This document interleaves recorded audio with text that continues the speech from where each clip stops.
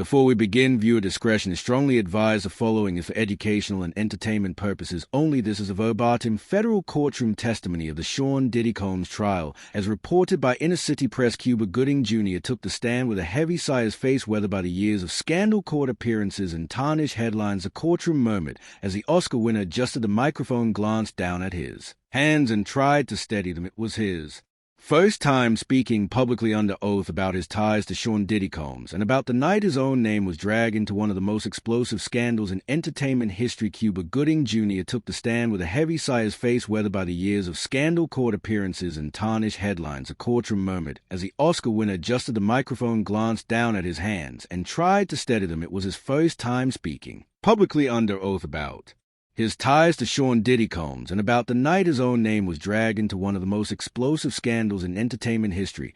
"I'm not here to protect anyone anymore," he began, voice low but steady. "I'm here to tell the truth, even if it hurts, especially if it hurts." The prosecutor walked him through his early interactions with Diddy, casual parties, industry mixes, yacht invites. "I met Sean through a mutual friend in the early 2000s, Cuba explained. "He was charismatic, powerful, and knew how to make you feel like you were the most important person in the room, but that charm came with a price." When asked about the infamous yacht party where Diddy allegedly tried to serve him up a young man named Lil Rod, Cuba's eyes dropped. He swallowed hard. "I didn't know what was going on at first. I thought it was just another party, but there was something about the way he kept saying, 'I got something special for you.' It felt off." He paused. "I remember Lil Rod being there real quiet, just watching everything. Diddy told him to sit next to me, told him to relax. I tried to make small talk, but he looked scared. He didn't belong there, not like that." Cuba's voice cracked slightly. "I didn't do anything. I didn't touch him. I never touched him. I swear to God." He raised his hand and looked directly at the jury. "Whatever Diddy was planning, I didn't play that game, but he wanted me to. He set it up like that." The courtroom was silent. The prosecutor nodded, then asked, "Did you feel trapped?" Cuba blinked hard, his voice now shaking. "Yes, God, yes. You don't say no to Sean Combs. He had people's eyes. He'd remind you without saying a word. I got up and left early that night. I knew something was wrong. I made mistakes plenty, but not that, never that." Then came the tears. Cuba reached for a tissue. His hand trembled. "I was in the headlines for things I did, yes, and I've owned up to those. I plead guilty. I paid settlements. I went through hell, but this was me." He took a long breath and continued. "And when my name came up in this circus, I thought I'd lose my mind. I've worked my whole life, and now people think I was part of that madness number. I'm here because I want people to hear it from me, not a blog, not a whisper me." The prosecutor played a recording from a deposition where Lil Rod described the encounter. Cuba stared ahead as the words echoed in the courtroom. When it ended, he cleared his throat. "If I ever made anyone feel uncomfortable, I'm sorry. But I didn't touch that kid. I didn't touch anyone at that party. And if Sean's team wants to use me as a scapegoat now that the walls are caving and they picked the wrong man," he looked down, folded the tissue in his hand, and whispered, "I should have said something sooner, but I was scared." The prosecutor let that sit before moving on. Cuba was then asked about his broader relationship with Diddy, what he'd seen, what he suspected, and the answers would only get darker from there. He began describing the parties. It started like anything else in Hollywood, red carpet, champagne, networking, but then the invitations changed. Diddy started throwing these exclusive things not even your agent could get you in unless you had the right face or name. Cuba shifted in his seat. "I remember one time at his mansion in Miami, everyone had to give up their phones at the door. That wasn't unusual. But then they handed out robes, said it was a spa theme. But once you were inside, it was like walking into another world." He paused again, wiping his face. "People think I'm saying this now to save myself. I'm not. I've already fallen. This isn't about redemption. This is about putting a stop to what's still going on." There was a beat of silence before the prosecutor leaned in. "Did you ever see someone being hurt?" Cuba looked down. "I heard screams. I heard crying. I saw women rushed out through back doors, but I didn't see anyone physically hurt, not with my eyes. But I knew, we all knew." The courtroom sat motionless, as if afraid that even breathing too loud might break the gravity of what was unfolding. Cuba Gooding Jr., the man once cheered for yelling, "Show me the money," was now crying not for himself, but for what he failed to stop, for what he may have helped hide simply by staying quiet. And now the world was finally listening. He leaned forward slowly and dabbed his eyes with a new tissue, voice hoarse. "There were certain people who never came back to those parties. Women mostly. I used to think they just didn't have fun or it was too wild. Now I know they were probably warned, threatened, silenced." The prosecutor turned to him again, this time changing tone. "Why speak now, Mr. Gooding? Why?" Here Cuba hesitated. "Because I have a son, and because I know what happens when you don't say anything. Silence doesn't protect anyone. It only makes the monsters bolder." He described how in the years after his own scandal, people started avoiding him. Calls dried up, projects vanished, some friend went radio silent. But not Sean. Sean still called, still invited me in. That made me wonder why." He looked up at the jury. Because he knew I'd been dragged through the mud, because he thought I'd protect him now like I owed him. A new exhibit was introduced. A photo from a 2013 trip to the Bahamas. Cuba is seated next to Diddy. In the background, a group of barely clothed guests and blurred-out faces. I didn't know they were that young. He said, no one asked, no one checked. We just smiled for the camera.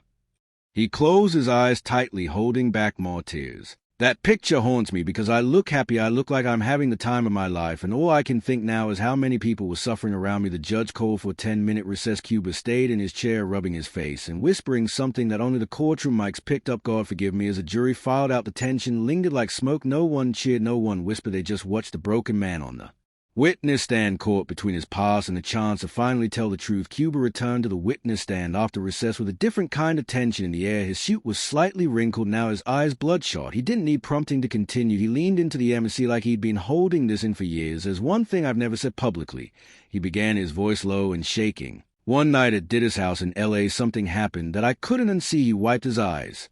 Before the tears even came, it was one of those parties, a kind where nothing felt real, where everyone had to sign NDAs before walking in, where people walked around in masks, not for fun, but to protect names. I remember walking into the upstairs hallway and hearing the girl scream. The courtroom froze. I didn't know what to do. I froze. I thought maybe it was part of the party, but when I turned the corner, I saw a security guard slamming the door shut fast like he didn't want anyone to see inside. Cuba's voice cracked. I asked him what was going on. He just looked at me and said, "This room's off limits, Mr. Gooding." He stared forward as if he were back in that hallway. I walked away. I didn't say a word to anyone, and that's what haunts me the most. I could have stopped something. I could have asked questions, but I just didn't. The prosecutor remained quiet, letting the moment breathe. When the lawsuits came out, when the story started breaking, I saw some of those same girls, different names, same eyes, same fear. I could have spoken up then, but I thought who'd believe me? I was already needing my own mess. I thought if I opened my mouth, they'd say I was doing it to save face. Cuba took a long breath and let the silence carry the weight of his words. But it wasn't just me staying quiet. There were dozens of people at those parties, actors, producers, athletes, influencers, big names. And they saw the same things, maybe worse, but they said nothing just like I did. And that's the real sickness, the silence, the shame. He sat back staring at the ceiling. People think Hollywood is a dream, but sometimes it's just a polish nightmare. Cuba straightened his posture, gripping the arms of his chair as if bracing for impact. When the FBI raided Diddy's house, he said, I wasn't surprised, I was relieved. He looked toward the gallery where reporters scribbled notes and observers leaned forward. That day, I was waiting. I knew it was coming. Hell, I hoped it was, because if they took him down, maybe people would stop calling me crazy for what I'd seen. The prosecutor asked if he had ever seen videos or recording surveillance or otherwise at any of these parties. Cuba nodded. Diddy had cameras everywhere, some out in the open, others hidden. I once asked about it, and he joked, I like to keep memories. He swallowed hard, but they weren't memories, they were weapons. He paused. Sometimes people would leave their phones behind, and Diddy would have them returned, but not before they were searched. One guy, a producer I won't name, got blacklisted for years after one of those parties. Rumor was he threatened to go public. Next thing we knew, his deals vanished overnight. The prosecutor pressed, did Diddy ever threaten you directly? Cuba blinked and slowly nodded, not in so many words, but he once pulled me aside at a brunch out of nowhere and said, we're both survivors, man. We both seen too much, and people like us, we got to stick together. He let out a bitter laugh. It sounded like support, but it felt like a warning. Cuba then leaned forward, visibly emotional. The moment my name came up in this case, I knew I'd be dragged through the mud all over again. I knew they'd say I was just deflecting from my past, but I'm not deflecting, I'm owning it. He held up his hand, tears beginning to roll down his cheeks. I messed up, I hurt people, I touched someone without their permission. And I plead guilty. I served time. I paid settlements. I did the work. And I still carry that shame. But what I'm talking about now, this goes beyond me. This is a system, a sickness, a machine that feeds on silence and thrives on fear. The mood shifted as a prosecutor displayed a series of photos, events, galas, red carpets, where Cuba appeared beside Diddy, smiling, laughing. Do you remember this night? The prosecutor asked, pointing to a photo from 2014. Cuba nodded. Yeah, there was a bet after party in Atlanta, the one with a basement club. What happened that night? Cuba hesitated. There was a girl, looked barely legal, maybe not even that, she was dancing on a table. Diddy clapped his hands and pointed to her. A few minutes later, security had her in a side room. I never saw her leave the gallery. Stirred. One juror covered her mouth. Did you report it? No, Cuba whispered. I didn't. I told myself she'd be fine, that it wasn't my place, that I didn't see anything clear enough to say something, but deep down I knew. He looked around the courtroom. You see this industry from the outside and think everyone's living the dream, but when you're inside, you realize the real currency isn't money, it's secret. He took a long pull, breathing through his nose. Diddy had secrets on everyone, and people knew that if he had something on you, you kept quiet. If he didn't, you still kept quiet, just in case the prosecutor approached with one final question for this segment. What do you want the world to take away from you testimony today, Cuba looked directly into the camera streaming this moment across the globe and spoke slowly that the truth matters, that your past mistakes don't disqualify you from protecting others, and that if you stay silent long enough, you become part of the problem. I won't be part of the problem anymore. He wiped away another tear. I was afraid I was selfish, but I'm not that man anymore, and if telling the truth now saves even one person from going through what I saw, then maybe it's not two late. The judge called for another recess, but this time Cuba stood on steadier legs. Cuba Gooding Jr. returned to the stand after the recess, his shoulders heavier, but his voice more resolute. He didn't wait for a question this time. I have to speak on this next part, he said, gripping the edges of the witness stand, because I saw things at night I can't unsee, and I can't keep acting like I didn't. The prosecutor nodded for him to proceed. Cuba took a breath, then dove back into the timeline of his encounters with Diddy, particularly one weekend retreat in the Hollywood Hills. It was supposed to be a celebration for someone's birthday. Diddy flew a bunch of us, and no press, no phones, all the usual protocols. But something changed that weekend. There was this weird energy, not excitement, tension, like everyone was waiting for the main event. He wiped his mouth, then his brow. I kept asking what we were really there for, and everyone kept brushing it off. Then around midnight, the house staff started handing out masks, literally mask black and gold ones. They told us it was a theme party. I thought, okay, maybe it's just theatrics. But when I walked into the back wing of the house, it was something else. His voice cracked again. There were people lined up like cattle, men and women, some barely dressed, and Sean Diddy was in the middle of it all like a king overseeing a ritual. It was quiet, eerie. I turned to leave. I didn't want any part of that. But I made the mistake of looking too long, Cuba said. One of Diddy's security men cornered him near the hallway. He got close, said, "You didn't see anything, Gooding? That's a rule you want to keep working, right?" I nodded. That's all I could do. I wasn't brave back then. The court was silent, stunned. Cuba looked down. I've been silent for too long. And I know some people are going to say, I'm just doing this now to clean up my image or sell a movie. But I don't care if my testimony helps stop even one person from getting hurt like that. Then it's worth every headline, every insult, every backlash. Then he dropped a detail that froze the courtroom. I saw people there that night that are now publicly distancing themselves from Sean, celebrities, executives, people with families and empires. They all looked the other way, and now they're saying they knew nothing. That's a lie. That hurts most. He continued, more composed but still visibly shaken. The reason I'm speaking now is because I watched that house turn into a graveyard of innocence, and I did nothing. I'm not going to make excuses anymore. I was complicit by staying quiet. He paused, swallowing his shame. At another party in Las Vegas, I saw a young woman being pulled down a hallway. I didn't know her. I didn't even know her name.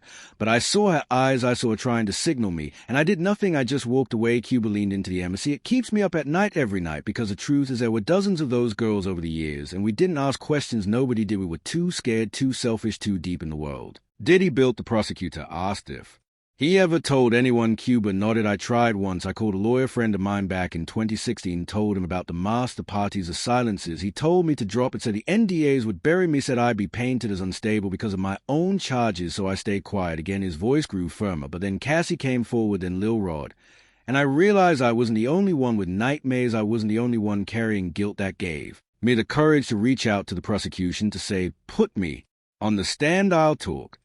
Because if someone had done that for that girl in Vegas, maybe her story wouldn't be a cautionary tale now. He wiped his eyes again. I'm not looking for redemption. That's between me and God. I'm looking for justice for the people who got hurt, for the names we'll never know, for the ones who never made it out of those houses. Then he looked toward the defense table where Diddy sat stone-faced. I hope you hear this, Sean. I hope you remember every name, every scream, every party you turned into a prison. Because we remember now, and the truth is louder than your money. As Cuba's final words echoed through the room, the prosecution gave him one last question. What do you want the world to take from your testimony? Cuba looked straight ahead. That silence is a chain.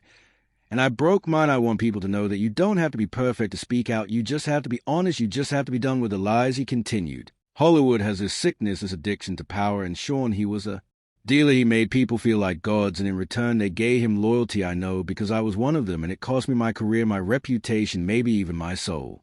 He adjusted his seat. I lost years trying to rebuild what I'd broken in myself, and I'll never fully get back what I lost, but I can be a witness, I can be a voice. Then suddenly his composure broke again. He began to cry, not from guilt this time, but from relief. I can't keep carrying it. I can't keep pretending I didn't see what I saw. He stood unasked and addressed the room like a confession to the world. I'm sorry to the women, to the people who thought I was better, to the ones I didn't save. I'm sorry.